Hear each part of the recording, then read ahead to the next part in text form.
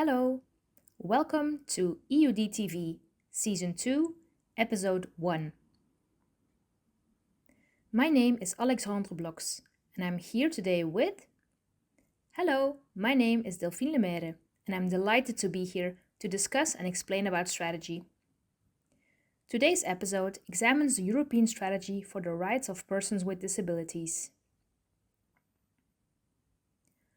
On the 6th of May 2026, the European Commission published its communication named Enhancing the Strategy for the Rights of Persons with Disabilities up to 2030.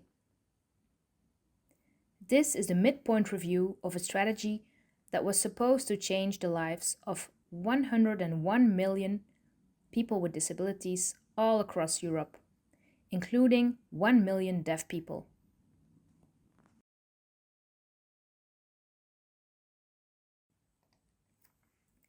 In today's episode, we are not just reacting to what the Commission released. We are going to show you that EUD has been actively working on this for well over 1 year before the enhanced strategy was even published. Then we will look closely at what the Commission actually delivered. Where can we see genuine progress? And where were deaf people left behind?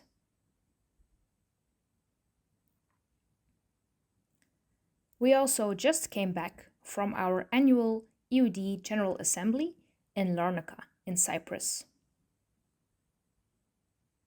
where some of our member organizations, the National Associations of the Deaf, raised questions about the content and the possible impact of the strategy. So this episode is particularly relevant and its timing is appropriate to discuss the impact of the strategy.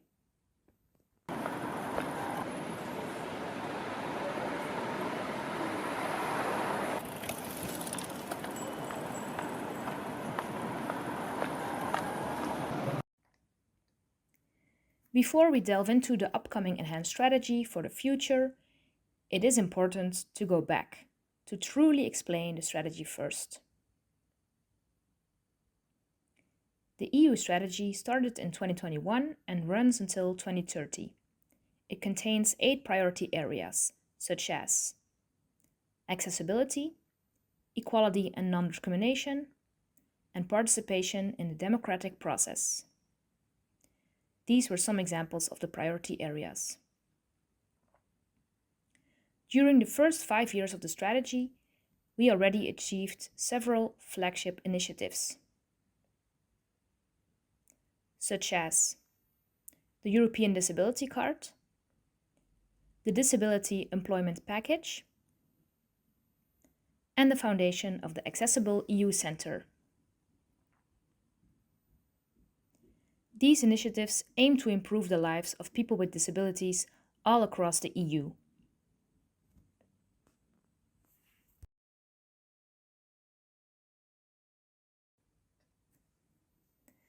After those first 5 years, the European Commission reviewed the progress it made with the strategy, and they decided to launch an enhanced version for the 5 upcoming years from 2026 to 2030. This was the work of the Vice President of the European Commission, Roxana Minzatu, together with Commissioner Hadja Labib. They presented the enhanced strategy in May 2026. It states that it is a communication, not a legally binding act. They share the new flagship initiatives and actions for the upcoming 5 years. Over the past 5 years, EUD has been tracking this, pushing for changes, and submitting recommendations to be included in the enhanced strategy. We have to wait to see if they will be included. Why does the strategy matter? Because it shapes the Commission's priorities, legislation, policy, and funding until 2030.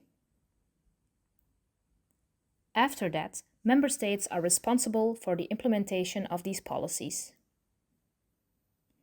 If sign language and the rights of deaf people are not explicitly named in the strategy, it becomes much harder to advocate for change at the national level. That's why this is crucial.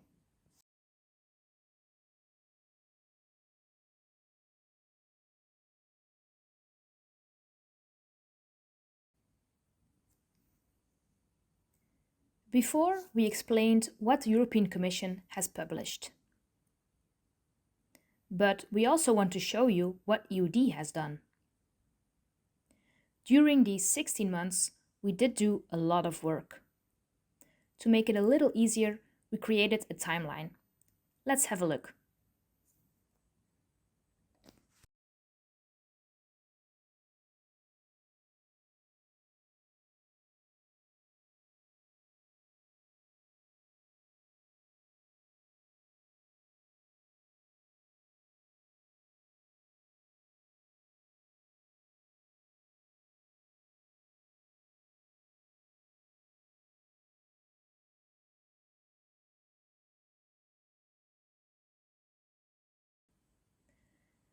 Over these 16 months, EUD has worked really hard on 9 concrete actions. We went to the CRPD Committee, we went to the European Parliament, the European Disability Platform, the EESC, the European Economic and Social Committee, and directly to the Commissioner's Office, where we discussed with Labib's assistant. The day after the launch of the Enhanced Strategy, EUD was present at the Disability Platform, together with different disability organizations. EUD listened closely to the presentation of the strategy by the Commission. So EUD did not simply respond to the strategy after publication. We had already put in a lot of work beforehand to be included in the strategy. And now, the question you are all interested in: was our work successful? Did the Commission really listen to us? Let's take a closer look at the Enhanced Strategy to see what we achieved and where deaf people still need to push harder.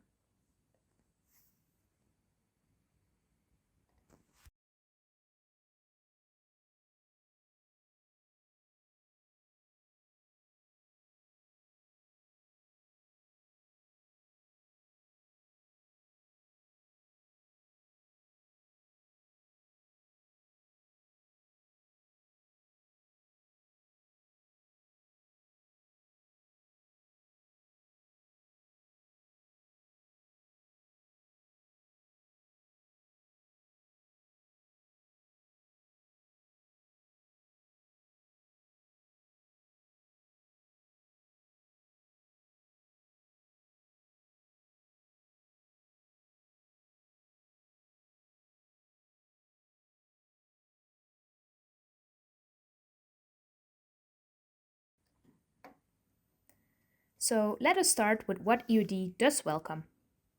Because the Enhanced Strategy is not entirely without positive elements. Within the European Commission, there is renewed attention to the European Disability Card, which will raise attention for cross-border access issues with disability rights. Another positive is the extended implementation of the Disability Employment Package to the Member States, which means we can do a follow-up and we can support this. There are also some stronger signals on implementation on 3 things EUD has been pushing for. First of all, the European Commission's commitment to enhance data collection disaggregated by disability type, including separate data for deaf individuals. They call on member states to ensure the availability of such disability disaggregated data. Second of all, the Commission's commitment to support member states in improving access of women with disabilities to physical and mental health care, including sexual and reproductive health and rights. Member states must advocate for access for women with disabilities, including deaf women. And the third element EUD has advocated for is the Commission's commitment to work together with different committees within the Council, such as the Council's Social Protection and Employment Committees, on the setting of national targets for the employment of persons with disabilities.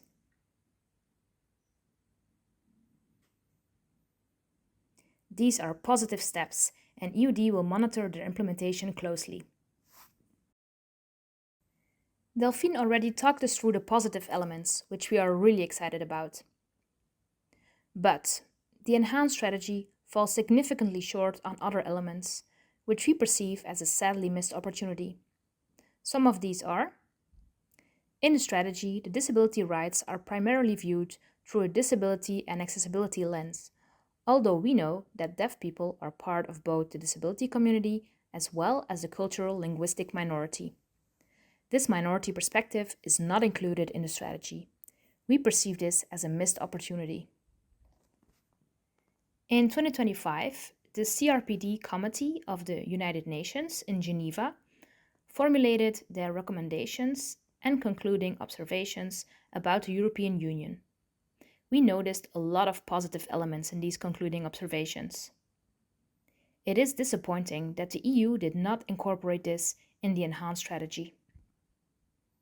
In summary, we believe that there are gaps in 4 areas. First, the officialization of the 29 national sign languages at the EU level. The CRPD committee stated that the EU must fulfill this obligation. However, this has not yet been implemented. Second, the portability of disability-related social security benefits to facilitate access to sign language services when deaf people move to or study or work in another member state.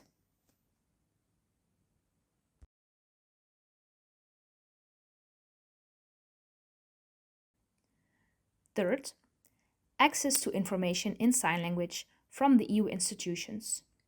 For example, during debates in the European Parliament, during discussions in the different working groups, and in live meetings from the Council to have interpretation in sign language. This way, deaf people can watch this. Fourth, promotion of deaf culture as an integral part of the EU's linguistic and cultural diversity.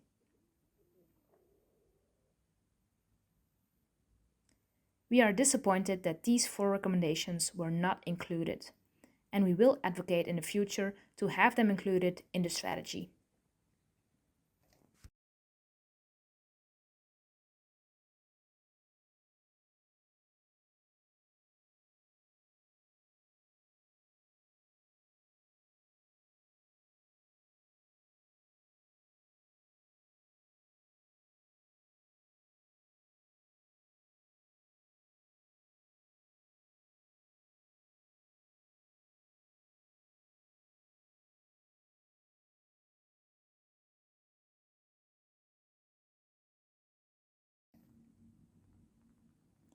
We also note that the enhanced strategy does not provide any legislative commitments,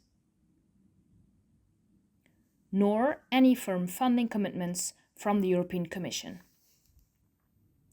As we see that the majority of the planned actions consists of exchanges of good practices, studies, mutual learning processes, guidance documents, and so on. There is a near total absence of legislative binding instruments that would really impact people with disabilities in the next 5 years. This also stands in contrast to the UN Convention on the Rights of Persons with Disabilities and the obligations the EU has undertaken with the ratification of the Convention to fully implement those through legislation, policy, and funding. This feels contradictory to what is included in the enhanced strategy. And this raises serious questions about the political will of the EU institutions to implement the CRPD. It means we must advocate further to evoke political will within the EU.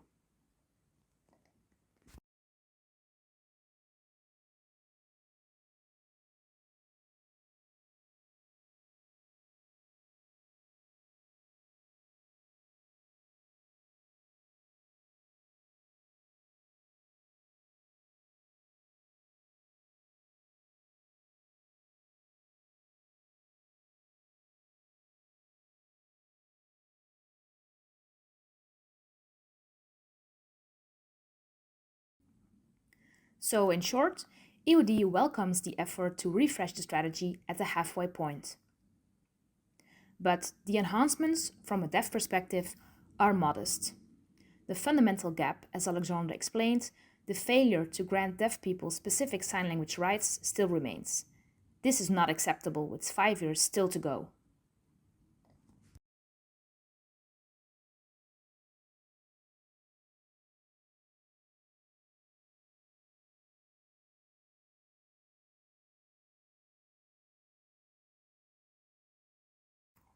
I have a question for you.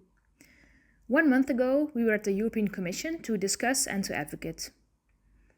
After that, the strategy has been enhanced. Does that mean that it's all done? No. So should we go back to the Commission to discuss everything all over again? Yes, absolutely. We met with the assistant of Commissioner Labib, Commissioner for Equality, which means she is responsible for the disability rights strategy for both the follow-up as well as the implementation. But Labib is also the Commissioner on Emergency Preparedness. And that's why EUD must think about the importance of advocating for the disability rights strategy as well as the inclusion of deaf people in emergency preparedness. Moreover, as a member of the Disability Platform, a group of NGOs, the European Commission, and the Member States, we still sustain dialogue through its thematic subgroups, such as, for example, the one on the European Disability Card and on the Disability Employment Package. We are present at those meetings and keep on advocating from a deaf perspective. We have good relations with the European Commission because of CERV, our core funding, and that allows us to continue our work at EUD. With this grant, we try to align our priorities to those of the European Commission. This method has a positive impact on the lives of deaf people. Some examples linked to the actions of 2026 are our upcoming position paper on AI, our recent position paper on minority rights, and our upcoming recommendations on upskilling in employment, also for the deaf community. That is all related to 2026. For 2027 and 2028, we are looking at new policy outputs linked to the wishes of our members and linked to the priorities of the European Commission. The 2028 report, Inclusive Education in Europe, which will provide an overview of the current state, the assessment of the Employment Equality Directive, and its compliance with reasonable accommodation in the workplace.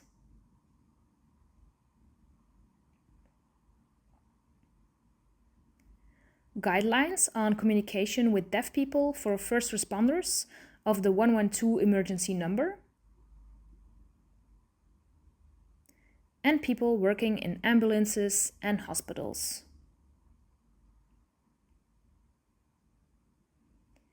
And another key output that merits particular emphasis is the EDSL, the European Day of Sign Languages.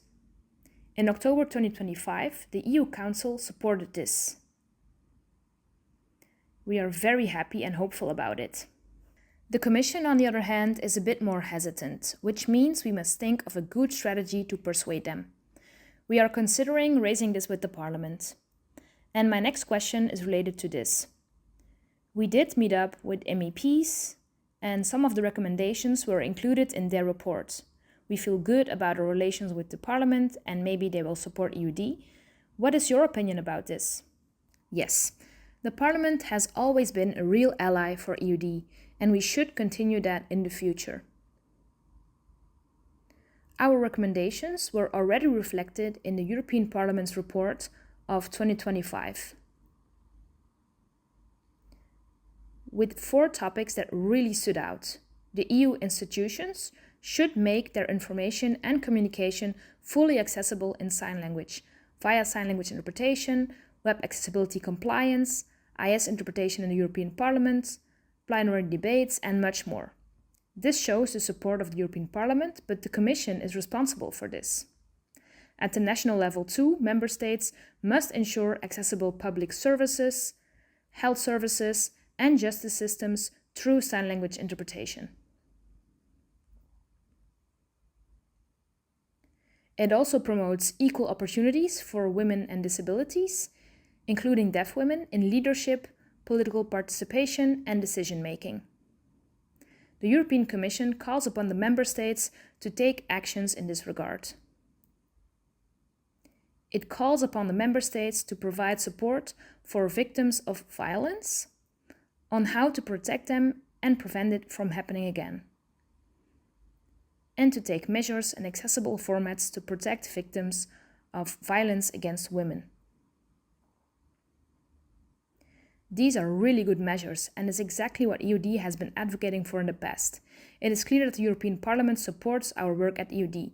We must sustain this good relationship, and as we said before about the EDSL, our policy team started meeting MEPs, trying to meet up with different political parties, and so on. We must continue to pressure the Commission to initiate the European Day of Sign Languages. So this is taking place on a European level, but what about the national level? The enhanced strategy also calls upon the member states, so I'm curious to ask, how can our NADs advocate to their governments and try to push the enhanced strategy forward? Can you explain it? Absolutely. The strategy gives national associations of the deaf concrete leverage points to use with their governments. There are several actions that will have an impact on the national level. First of all, the Commission clearly promotes employment targets for persons with disabilities. Deaf associations can also advocate at their national governments, asking to set up targets for deaf people so that they are active in the labor market.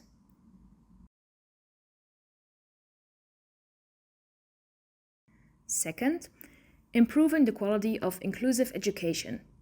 This is a good advocating point for the NADs. Improving the quality of education for deaf children through sign language-based education. Third, in 2029, the European elections will take place for the next 5-year mandate. Up until now, we did not see a lot of involvement from deaf people because the electoral processes, campaigning, meetings with political parties, and so on are not accessible in itself. So now is the time for deaf citizens to meet different political parties and for the government to set up funding for the accessibility of democratic participation and electoral processes with regard to the 2029 European elections. And last but not least, number 4, data. You mentioned before that both the EU and the member states only collect data on disability as a whole. We don't know the specific data only for deaf people or only for blind people. It would be good for the NADs to use the strategy to remind their governments to also collect disaggregated data, specifically on deaf people. These are all different actions that the NADs can do. And how can EUD support the NADs? We will remain present at the Disability Platform meetings, where, as already mentioned before, EUD, several NGOs, and delegates of the member states are present. This means we can remind them to not forget to get in touch with their own NAD, and NADs can do exactly the same. That way, delegates from the member states are reminded by both EUD and the NADs, and that's how we can make progress. That's really interesting.